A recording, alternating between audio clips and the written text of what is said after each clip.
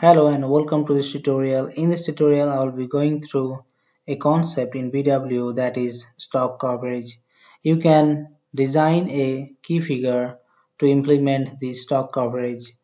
And let me tell you that where you can get this option, like when you can open a key figure, you can in the right hand side, you can see the properties. And here you can find the option called stock coverage, and once you click on this you can get the below options like this stock coverage.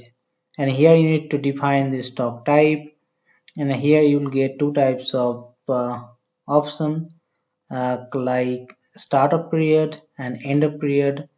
Then the maximum number of covered periods, if you are using like cal year, you can use 12, like the whole month 1 to 12. Then you have option called reference stock key figure, reference demand key figure, and the time characteristics, like here you can use as cal month. So I will be now telling you and explaining you the concept behind stock coverage. Like, what is this stock coverage? You can use a special key figure in a query to display how long the available quantity of a given stock value will cover the planned or expected demand.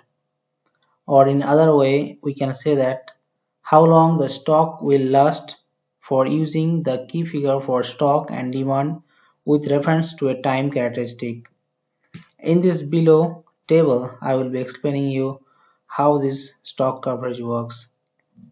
Like you have a stock key figure, and here we have implemented the concept of stock coverage. Suppose here the time characteristic is the cal month, and we have a stock key figure as well as we have a demand key figure, like what you have to define in these options here.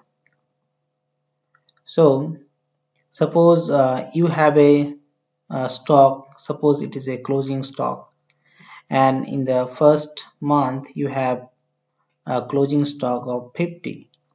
Now you have a demand or expectation from the next month, like 10, and after that 15, 20 and 20. And now we can see that the how many months this stock will last, and we can see that 10, 15, 25, then 20, 45, so it will last to 3.5 months.